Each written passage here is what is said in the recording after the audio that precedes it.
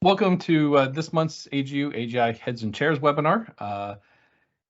Today, Pranoti Asher is unable to join us, but we have Eva Katsu from AGU's Bridge program. She's a program manager, and myself, Christopher Keene, with AGI hosting today's webinar. Leila Gonzalez, also with AGI, is also helping with today's production. So I'm going to do one of these self-introductions here since I'll be giving today's talk. We'll be looking at the 2021-22 recent graduate survey that AGI has been conducting for quite a few years. We'll have a lot of data to look at, but I'm going to just really try to focus on the things that have changed and some of the trends that we are seeing evolve, particularly as we're starting to see some emerging post-COVID signals. So the graduate survey, or the exit survey, as we sort of end up saying, is a shorthand for 2021-22. We canvassed geoscience department graduates for December, May, and August graduates for that academic year. And it is strictly restricted to U.S. geoscience degree recipients. We do actually get a handful of folks from overseas that do fill it out, but in our analysis, we do restrict it at this point, just for comparability. First off, we have some hot off the press data related to enrollments and degrees from our Directory of Geoscience department surveys. And we're seeing some very interesting trends, and perhaps the most surprising one that we've seen was a very strong rebound this past year in our undergraduate enrollments. In fact, twice as many departments are reporting increases in enrollments as decreases. But what really is fueling a big chunk of this sudden surge back, not unprecedented, but certainly a big surge, were about a dozen departments that were showing very substantial increases, in the high double digits into the low hundreds. And we need to go investigate those a little bit more, assuming that these are folks that have launched new programs that have attracted a large number of students. I'm going to guess probably online, but we will be uncovering that. But these preliminary numbers do show a change, and the aggregate trend actually was for generally most departments seeing increases. That being said, we do see a lot of departments still in distress. Perhaps most telling, though, is we are continuing to see a very rapid decline in the number of graduate students enrolled. And this has been a continuing trend that we've had, and we see reflected actually in some of the dynamics in the data later.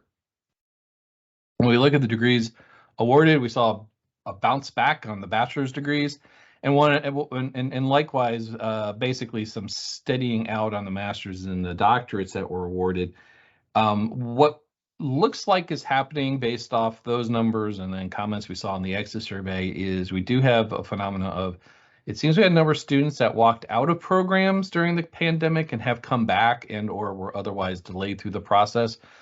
So some of this recovery is reflecting these numbers or point in time. So they're reflecting that trend. So not necessarily a lot of necessarily new blood, but certainly folks that were in the queue seem to be back in there and moving through.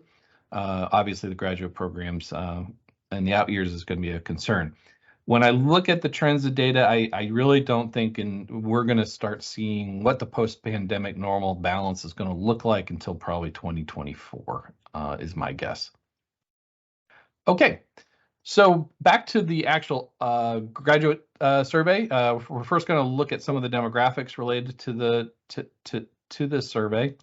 Our respondents were almost identical to the last couple of years. A little over half were bachelor's recipients, and about an equal split between PhD and master's recipients. In reality, the graduate degrees are a little overrepresented in the sample, but that's fine. I think our total N was somewhere just above 500 graduates, so a fairly healthy return. So when we look at the age of when the degrees were awarded, these look like pretty normal curves. What's interesting is actually younged a little bit from last year. The bachelor's just ooched a little bit younger, but in particular the master's shifted back to a more traditional age. So we definitely were seeing more folks pushing through in a continuous fashion from their bachelor's to their master's degree. The PhD, remains pretty much on a normal distribution that we've seen historically. Interestingly, the average age of doctorates in geosciences is younging. It's about 30.5 years old. Which, long-term historic, we always had the oldest PhDs at about 33. So our PhDs are getting a little bit younger. So when we look at gender identity, we're definitely seeing what higher ed across the board is seeing. Our respondents, and we see this in our other surveys. Women dominate at all degree levels in the enrollments, and this continues to grow. This year was the first time that the other gender identities actually popped up into a significant level in the reporting at the aggregate level. So they do show up, as you can see, with bachelor's and master's around 5%. But again, this is geosciences following some generally larger trends in higher education related to gender distributions.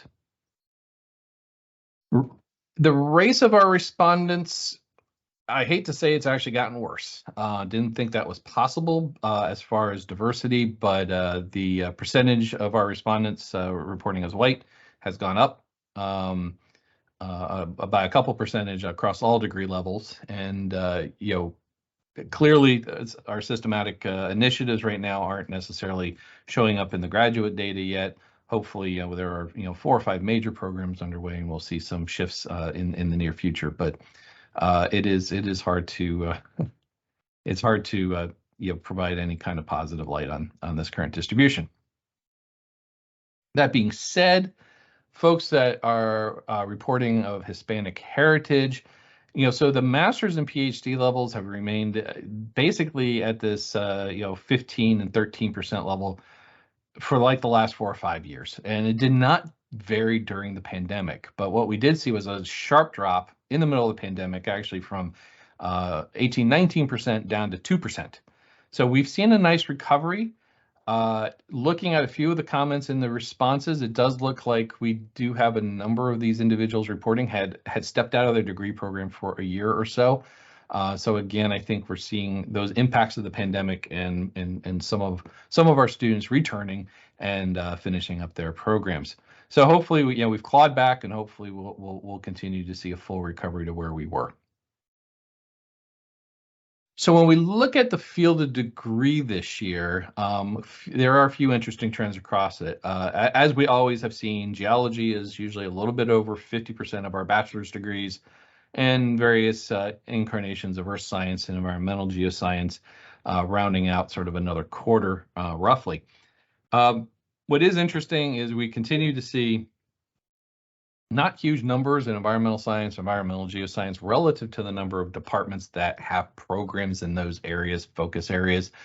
And that's certainly something, I think would be an interesting point of conversation, a little bit more analysis, is to understand, are we seeing students degree production not actually coming out in these spaces, or are those students basically classifying themselves somehow else? So there is some interesting dynamics going on there. But this otherwise looks pretty similar to the last couple of years. Now, the masters, there are some interesting changes this year. So geology has always run about 50%. There it is again. And the earth sciences is about where it usually is. The big change is in the last, traditionally we're usually at 20 to 25% geophysics, and this year it's 4%. And we see this decline, this very rapid decline, pop up in other parts of this data. So probably there is pivoting that we've seen because of softness in the oil and gas industry, because that has been a big driver for folks that are dominantly focused in geophysics. And or maybe people reclassifying who are what we might consider doing geophysics, say seismology, things like that, and maybe classifying themselves over in geology or some other aspects. Oh, and One other thing that did not pop up this year in the masters. Oh wait, I'm sorry. That's where they're hired. So, but keep in mind this drop in geophysics. So when we look at the doctorate, the pretty normal, about a quarter in geology, and this much more diverse distribution of folks and what they're focused on. Planetary science up at 11% is certainly quite interesting. Those of you that sort of look at aggregate trends in the literature will recognize paleontology is doing very, very well, and we see those folks pop up, and we do see them self-report in geology quite a bit. So nothing too surprising here. I would actually say it's a little bit more even distribution, a better diversity of topical areas, and people's focus on their doctorates. And obviously, this is the area we start seeing things like oceanography really actually pop up too.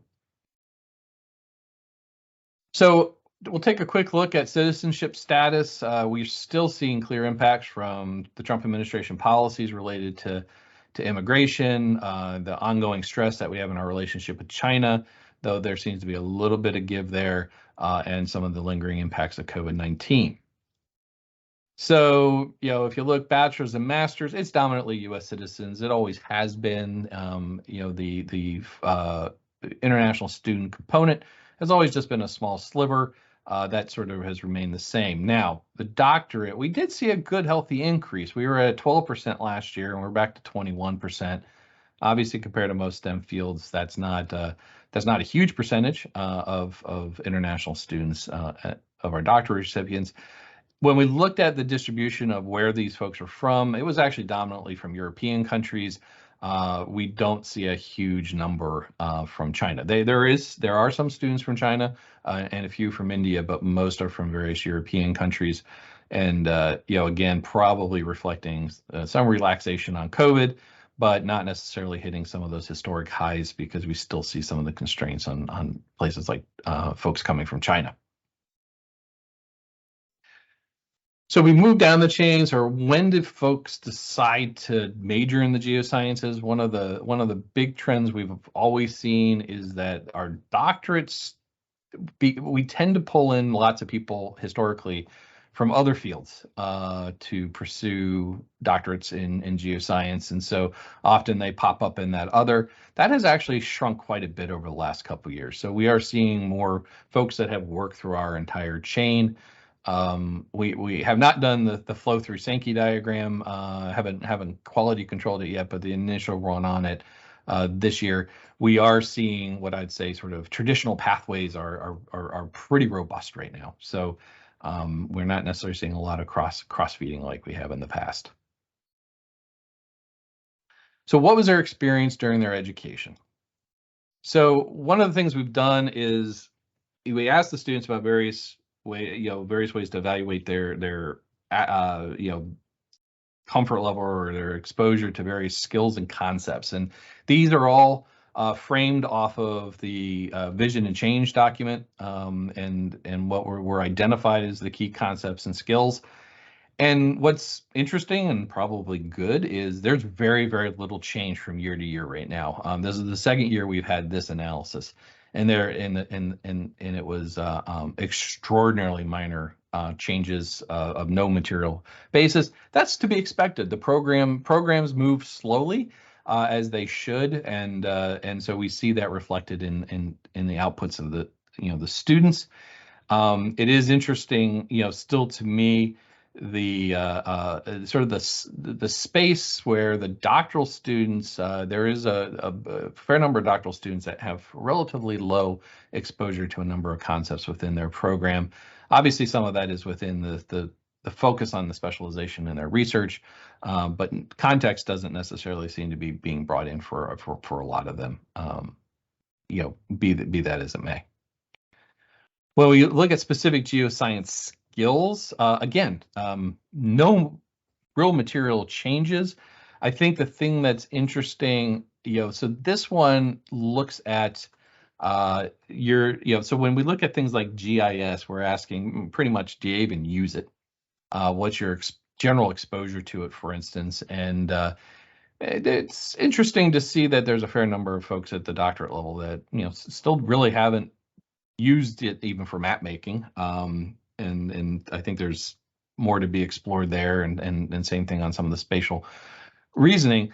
But what you do see in general is the doctoral students have quite a bit more skills, and this has been being played out in the job market, even if there might be some specific noise in play. So nothing surprising. You see a gradation of increasing skill, but I would argue that the jump between master's and doctorate is much greater than the skill growth between bachelor's and master's. When you look at the general science skills, again, rock solid. It is interesting to see, particularly some of the things that there's always a lot of conversation about interdisciplinary teams, working across cultures, public communication, and they still keep showing up with some students saying, I did not get any of that. So don't know if it's not necessarily in all the programs or they're just finding creative ways to avoid it. But in general, there's pretty good exposure across all of these. And then when we get into the specific computational data science skills, as one would expect, again, as you move up degree level, in general, the exposures improve. The biggest change for this year is a strengthening of the skills in GIS. Now, in this question, the GIS skills isn't about just being able to use it, but are you doing spatial analytics in it? More than just making maps. So we see a substantial increase that, and we actually saw, even though there's still a big none under database management, but the big increase in the master side in saying that they're getting engaged in things like database management. So some shifts in those programs. Do find it interesting to see so many students not having any exposure to machine learning of any sort. Yet I'm assuming that will change over time. And we are seeing at the doctoral level an increased exposure to tools like Jupyter, which would be expected. So good news here. When we asked about quantitative skills and their exposure, this has always been a bugaboo for a while. But when you look at things like Calc 1, Calc 2, we're getting far more people that are getting exposure. In fact, 10 percentage point increases across the board for Calc 1 and Calc 2. So that general basic math levels are definitely improving, but even more exciting is a substantial jump in the exposure to statistics. Again, another full 10-point increase pretty much across the board for most of the students, particularly at the doctoral and master's level in exposure to statistics. The other interesting trend that continues, and it has for many, many years, is the more advanced mathematical concepts, linear algebra, diffie-Qs, computational methods at the undergraduate level. These still tend to be students almost exclusively at R1s, and they're like a cohort. If a student takes one, they tend to take all three. And it's very interesting to see that phenomenon has continued year after year after year. And so there's something in those specific programs or just the nature of the population that drives that. But overall, I think some healthy increases that we're seeing in the quantitative skill development.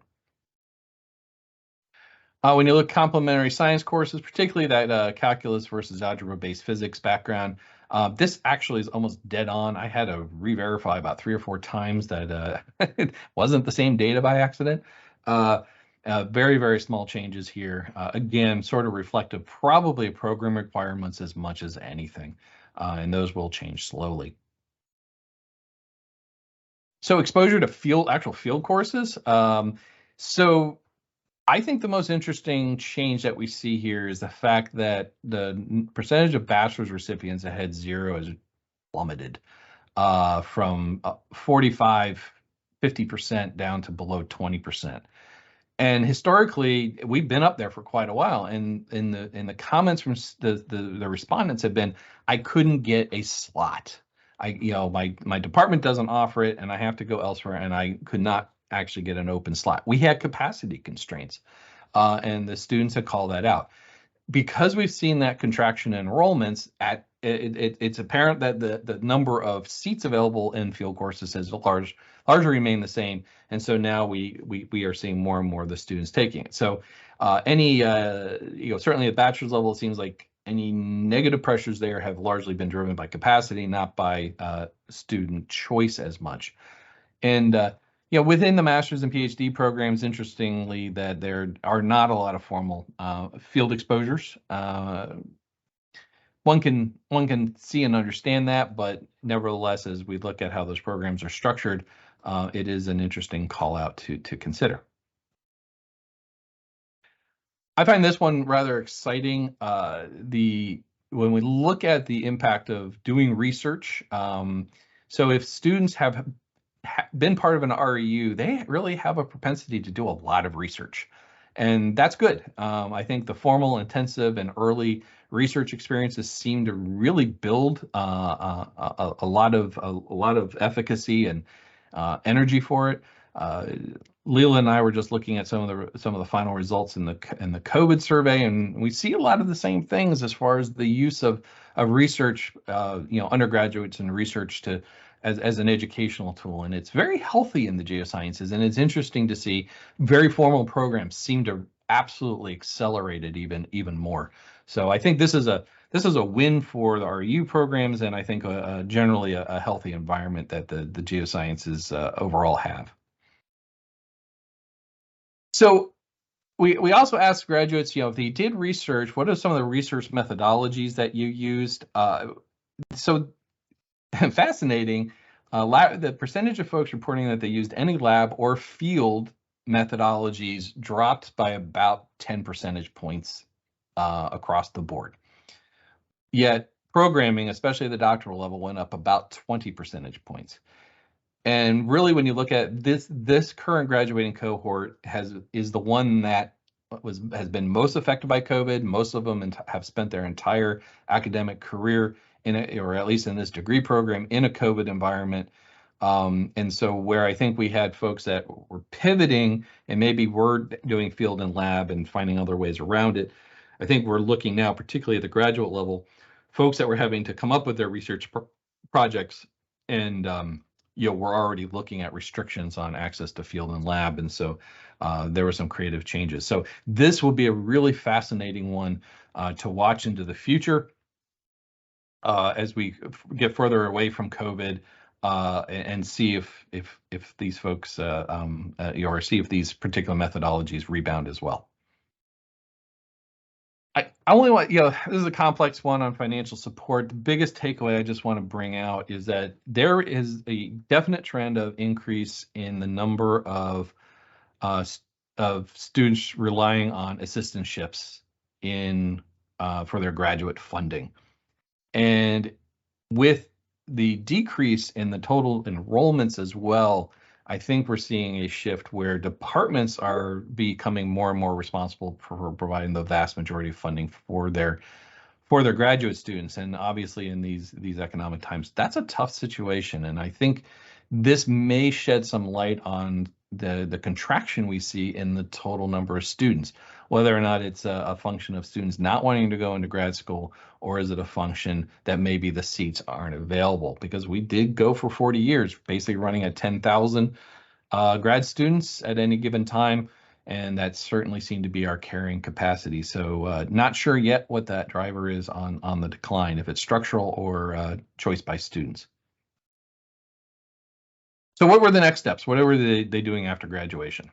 So the first question is, what do you intend to do educationally? We saw this trend last year that at each degree level, women were more likely to intend to continue their education. However,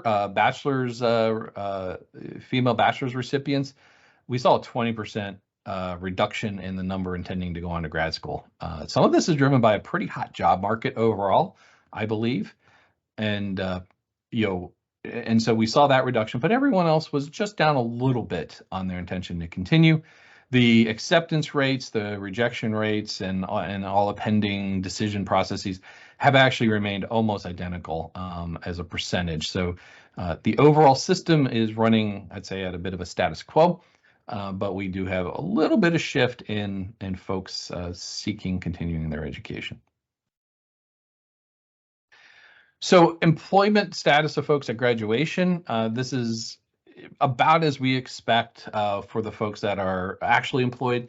When you look across the workforce, even in STEM fields, on average, folks are fully employed at about, or a graduating class is fully employed at about 3 months post-graduation. It takes some time, lots of other complications in play.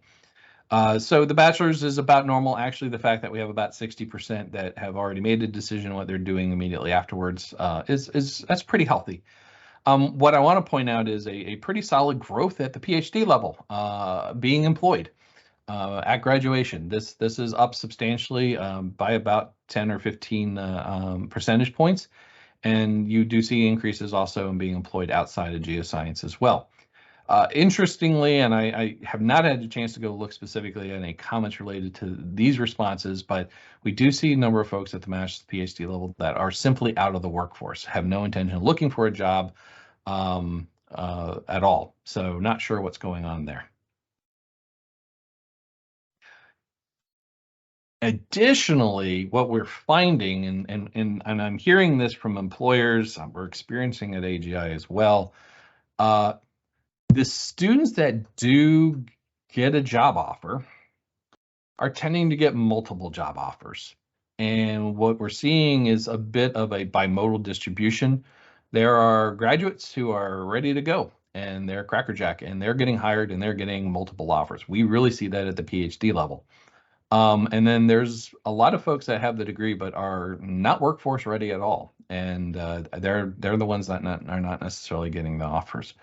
Interestingly, on the PhD level, we're looking at close to 70% of the folks that were offered positions, were offered multiple positions, and part of this is the demand space for the doctorate, which we'll see a little bit later, has not changed, but the number of graduates has dropped. So it's definitely a better seller's market here for the new PhDs.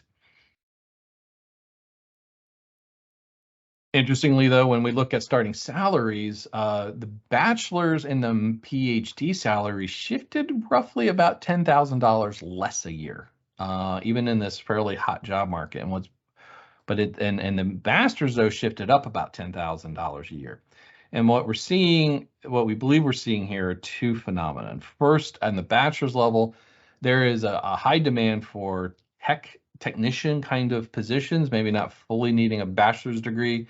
A lot of these folks are being hired part-time, and that's the lower salaries. And it seems to be that the 30 to 40,000 range is more what the open market is for the folks coming out with a bachelor's, probably for appropriately aligned positions. The PhD shifted, but what we saw was fewer of them going into private sector, more going into academia. So that's a natural decrease in salaries.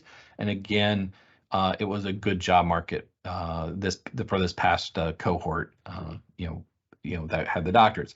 And the masters, again, the aggregate market, especially in professional services, is hot, and it continues to push forward. And their spread on salaries has increased. So most likely what we're seeing are folks coming out with very specialized skills, getting a good premium.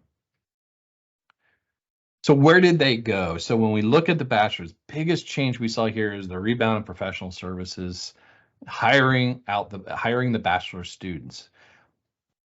I don't think it was ever a function that the demand didn't exist. The difference is this year, the state and federal government are not hiring in mass at this level. They did over the last couple of years. They were hiring quite substantially. The feds had a whole bunch of technician and entry-level positions that they were trying to fill.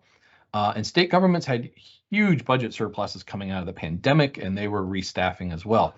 A lot of times these are sort of one-off kinds of moves, and they seem to be outcompeting the professional services sector for staffing. That seems to have reverted, and we're back to sort of a historical norm. And mining continues to show up here, a little bit lower this year. Some of their work, though, also sits over in professional services. Now, when we look at masters, again, just like with bachelor's, the professional services rebounded substantially. Again, this was a function of competition.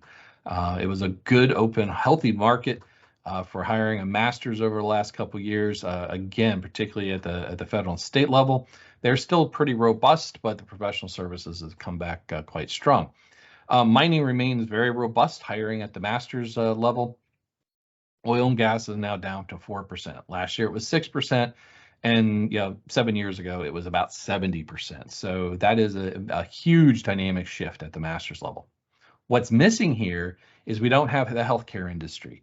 We have historically seen somewhere between 5 and 10% of our master's graduates going into the healthcare industry. Almost all of them have ended up coming out from the geophysics side of our community, going into the medical imaging space. We just did not have the geophysics graduates this past year, so we don't see that feed through at this point. And when we look at the doctorate, professional services, which used to be 0 for a long time, and started moving in, and it sort of bounced between, like this 3% and 10 or 15%. It sort of shrunk a little bit. More limited market. The Fed has been where they were hiring a lot of technicians. Federal agencies have been hiring at the more experienced level, the GS 12 kinds of level more recently, and so we're seeing that dynamic change. But again, 4-year colleges, basically a fairly constant, if slightly shrinking supply, but a far faster shrinking or shrinking availability of jobs, but the availability of actual new doctorates has shrunk faster. So that percentage has gone up. So that's a more normal looking distribution for us, but definitely still a seller's market for the doctorate folks in that cohort.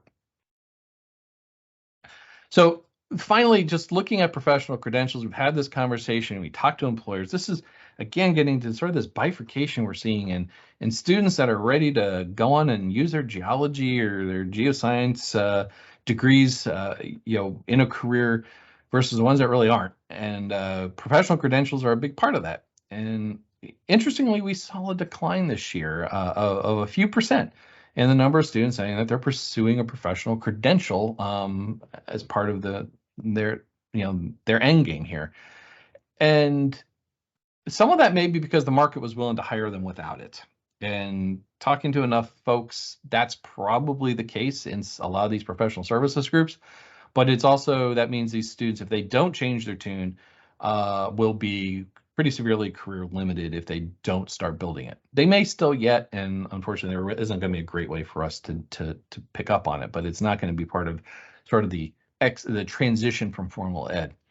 But I think some of the good news here is when we look at the intended credentials, the total number that said that they were pursuing a state license went down, and I'm actually okay with that because the difference is we saw substantial increases in the numbers that say I'm going to take the fundamentals of geology exam, or I'm going to be applying to be a GIT.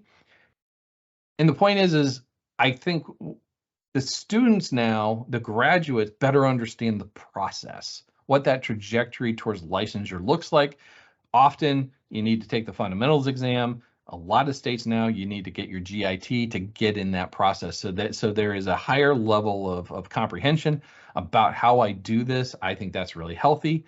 We do see a nice healthy increase in the number of bachelor's students that have identified the OSHA requirements, to go out on a drill site, for instance, and getting those credentials as early as possible. Again, responding to market demands in that professional services sector, which is 42% of our total employment.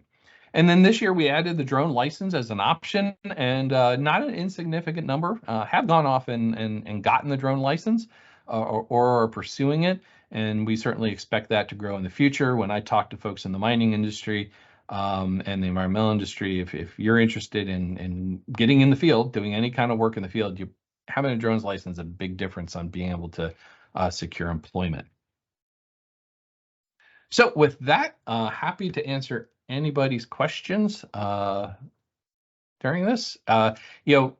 We will be publishing we're still in the process of doing the final analysis, and we will be publishing as a web report here, hopefully in the not too distant future, and we will certainly make these slides available to everyone who is here today. So happy to take any questions. Got one question here. Is it still possible to participate in the exit survey as a graduating student? So the 21-22 survey is closed, but we currently have the 22-23 survey that is open. And And if your students are, graduating, in this current academic year, I'll post the link to it in the chat here in a moment. Great, thanks. Can you talk a little bit about the 3% employment in the real estate sector for PhDs? Can you shed any light on that?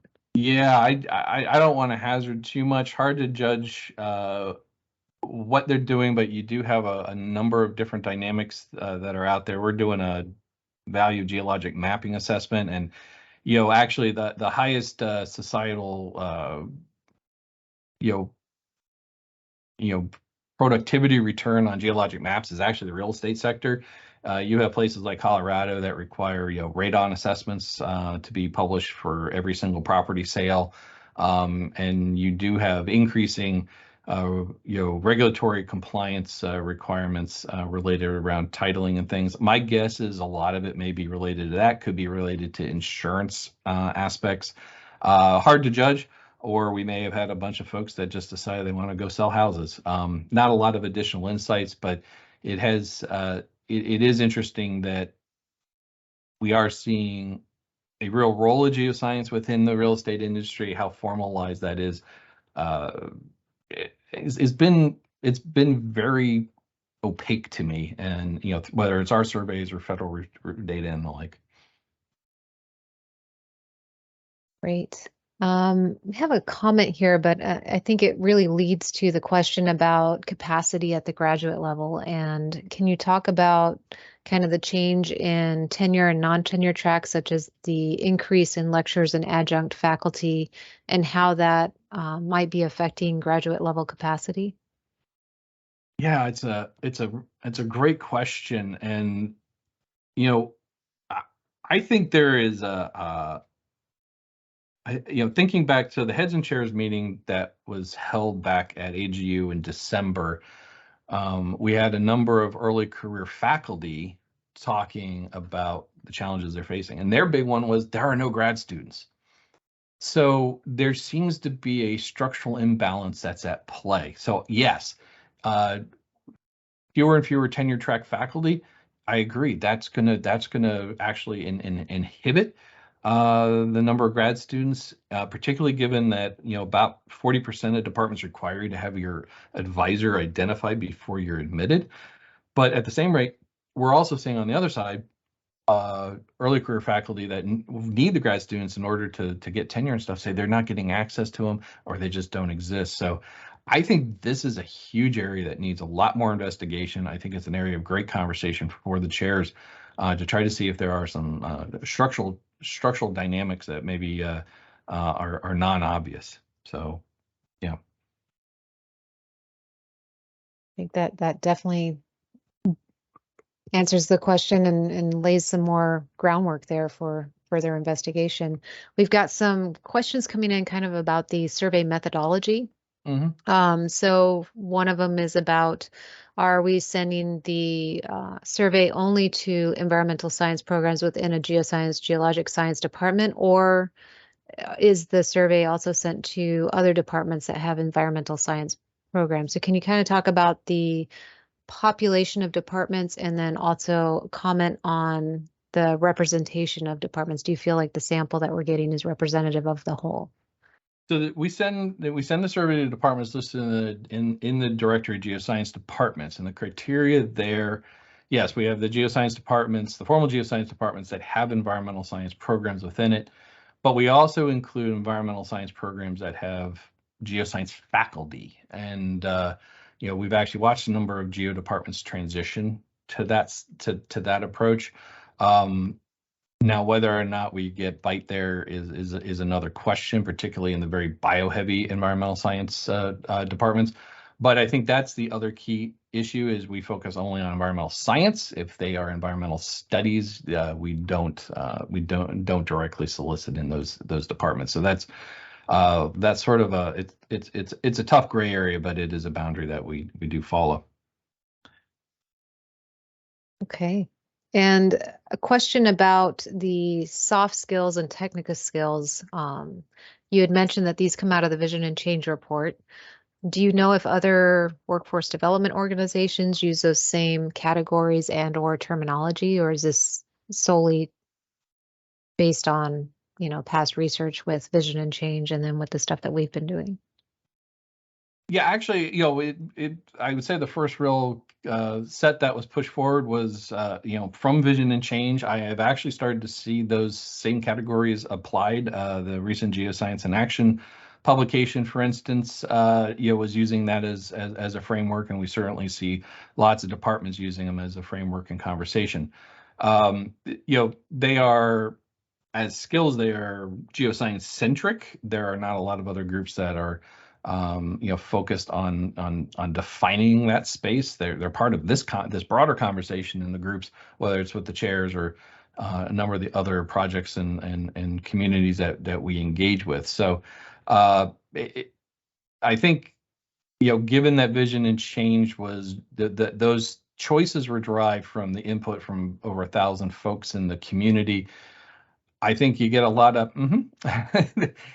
there's a bit of a consensus that these certainly are representative of the priorities. Is it exhaustive? No. I think we all would find our own specifics, but it is, as I said, something I'm seeing some increased use outside now as folks digest Vision and Change, and it's had time to work its way through various systems. Okay. Question here about, have we seen any changes in the length of time it takes to get a undergraduate or graduate degree? Do we have any questions on the survey about that? And also, if so, have we seen changes in the time to degree? No, that's a deficiency in the survey. It's a good question, and it's, I think, something we need to add more explicitly. No, appreciate the comment. It's a good suggestion. Yeah. And then going back to methodology, here's a question about including atmospheric or ocean science programs. Those are in the Directory of Geoscience departments as well. Yes, we do send to oceanography, physical oceanography, marine biology programs, and to atmospheric science departments. Again, when we look at the percentage on the responses relative to the percentage, when you look at, say, workforce distribution of folks in those fields, it's roughly representative. I do think that we are somewhat underrepresented with specifics of those students, largely because of some predilections for, folks in those communities, maybe not feeling that they're part of geoscience, but sort of stand in their own space. Great, thanks for that information. So I'm going to read this one because it's quite long. So the data showing when students declare geoscience as a major is important, especially when departments are losing faculty lines and intro course sections. Is there any data that AGI has been collecting about the number or sizes of departments and course offerings? And likewise, are there support and resources to help departments broadly attract new students to the geosciences, such as things that could be shared with pre-college teachers and programs to advocate for geoscience careers? Can you comment on that? So many moons ago, when I was a heck of a lot younger and a lot less gray, yeah, we actually were actively collecting, as part of the Director of Geoscience departments, some pretty specific information about numbers and sizes of courses and the like. Getting departments to support that data collection by providing that information was extraordinarily hard. So we did stop that. It would be ideal to really understand those structures. We have considered looking at actually transcripts, doing in the reverse when we get access to student transcripts and anonymize that same process. But I agree that would be a critical data point. It is a huge lift on our side, particularly if the departments at large aren't readily willing to participate in that side. As far as resources to help departments attract new students, there are, we have some, CERC has a ton. There's been prior webinars on it and the like. I do think we've got a two-step challenge. I mean, the first challenge we have is higher education is not exactly in favor in society right now. And so that's one of our first challenges. The second challenge is I would argue is how we engage. We as a community spend a lot of time telling people you should do geoscience, and it comes back to trust and awareness. And trust and awareness, it doesn't happen by telling people; it happens by actually engaging them. And what we don't see are probably enough of our research projects and the like actually engaging in the communities that are our catchment for enrollment. That would go a long ways versus running off to exotic locales, but looking at interesting problems in some of these communities and getting the folks to participate, not in just a citizen science standpoint, but actually as participants. It makes the geoscience real. It makes it part of their community, makes it part of society versus abstract. And I think that's a cultural challenge that we face. This is just me personally talking on that, but there are a few departments that have had requirements where faculty had a release day one day per month to go out in the community and engage. And they had very large undergraduate enrollments. In fact, that particular department has come back screaming. I actually need to reach out to them and see if they'd be willing to talk about it. I think it's a lot. It's a bigger lift, and I think so much of what we do has been about how we market, but I think it's got to move more towards what we do with our actual science, with our actual engagement. Got another question here, and I don't know if you can provide any insight on this, but specifically towards Chinese students and the decrease in is the decrease that we're seeing in participation in the degree programs due to application decrease or visas being declined by the embassy? And I don't think we touch on that in the survey, but can you provide any input to that question? I don't have we have no data related to the geosciences on that. I have seen other studies within higher ed looking at the international student issue, and it has been, again, it's a reflection of what happened in the immigration policies, in that the U.S. looked as an unfavorable space to be doing your studies in, and we saw a decrease in aggregate of actual applications, and it wasn't so much blockage at the visa level. I wouldn't doubt that there was increased restrictions, but I do know that the total number of applications had gone down, not just with Chinese students, but across a wide range of areas. So, but that was on a generic higher ed basis. I can't speak directly related to geoscience on that. Okay, thanks for that. Can you talk about, you mentioned that there were departments that had dramatic increases in their majors, with some having double digits or even greater growth.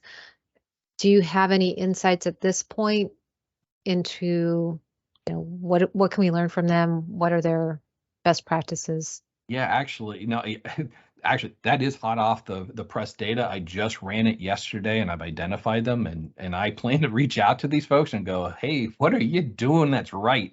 What's new? We need to understand, obviously, why these numbers have changed so much. It's part of the QC process. And I agree. If we can see get them to share what they're doing and to make such dramatic changes, we want to make sure that this gets out to everybody. So yes, please stay tuned, because I was pretty jazzed yesterday seeing some of those changes, and definitely want to find out more about it and make sure that's shared widely. Awesome. That's all we have right now in the chat. Do you have any more comments that you would like to leave us with, or any insights from the survey results? No, I need to. I'll put the link here in 1 second. So please, I've sent notes out to department chairs. Please feel free to share it with any graduating students that because it's a big help. Our ends this past year, we had about 500 and some odd. we have good representation, basically somewhere around, 20 to 30% of each of the graduate degree levels, but it's more about 7 or 8% at the undergraduate. It always helps to improve that. We don't see a lot of change in that, but the more the merrier, and particularly the comments, they help lead us down new areas. And yes, the comment on Virginia Tech, they have done extremely well. Yeah, they've been putting a lot of effort into their program, and it is, as far as I can tell, paid dividends. And I know Steve's on here, and maybe we can set up another conversation as we identify all the growing groups. I think that would be great. There seems to be a lot of interest in having a panel for those chairs of those programs to share their insights. Okay, so with that, why don't we wrap up here? And Eva? Yeah, thanks, Chris, and thanks for your presentation today, and thanks everyone for coming. A recording of today's webinar will be available in the coming weeks. Pranoti couldn't be here today, but her email's there if you have any additional questions or comments. If you're interested in joining the Heads and Chairs community on AGU Connect, or if you'd like to participate in our annual workshop at this year's fall meeting, please reach out to Pranoti. And then we're taking our summer break here with this series of webinars, but we'll be back in September for leveraging data using a DEI lens to inform programs and policies at your institution and department. So please go ahead and sign up for that one. Hopefully you're all familiar with the link, but it's also there on the slide. We hope to see you in September. And lastly, many of you may be familiar with the long-running cooperative summer fellowship program run by NAGT and the USGS. They are changing their nominating process to try and attempt to broaden access.